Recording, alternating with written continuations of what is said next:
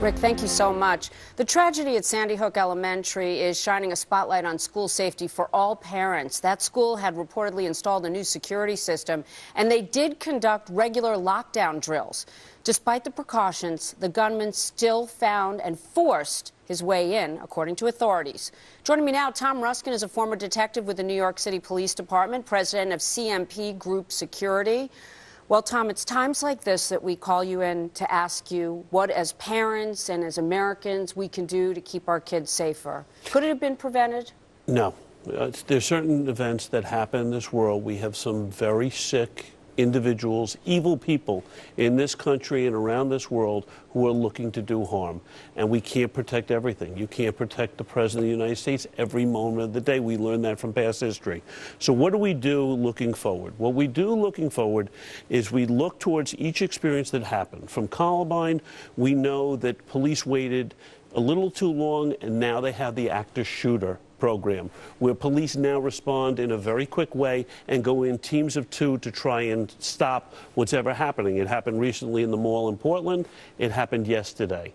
And we know that this shooting took 3 minutes. A lot can happen in 3 minutes. But it's hard for people to fathom that one person can walk in with the number of weapons that are still being confirmed and shoot so many people to death in such a short period of time. How well trained would this suspect, this shooter, have to be? Not that well trained. You're shooting sitting ducks. You're shooting little kids in a classroom. How well do you have to be trained?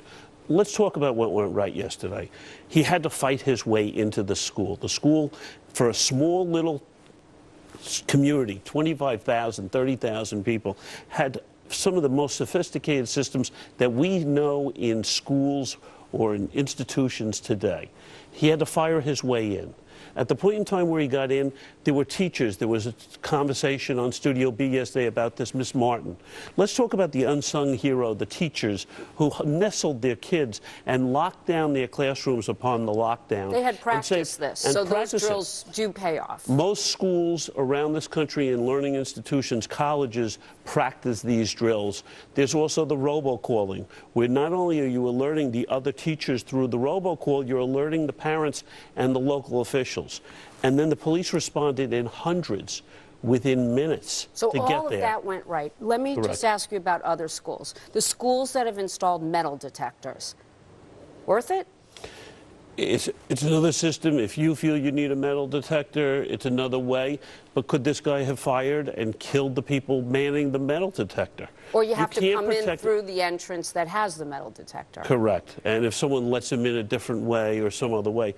But relative to this, there are going to be tragedies. There are going to be events that happen in this country that we're just not going to be able to get our heads around. And but now folks like you are so trained. You can look someone in the eye and tell if they're going to do an evil deed. I have a feeling. So should we, many parents are calling now for a trained, armed professional at the door of a school.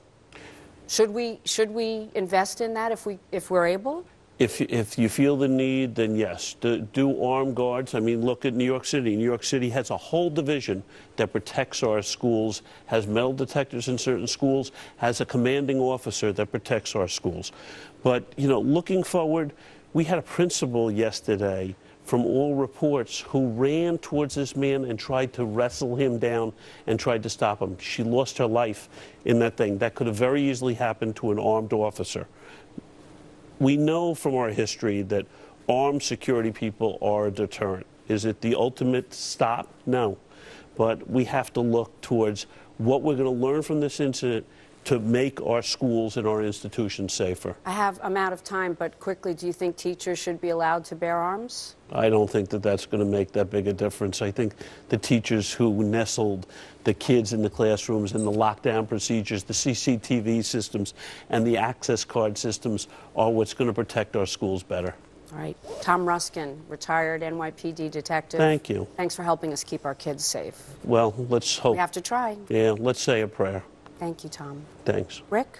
Thanks, Jamie and Tom. Monsignor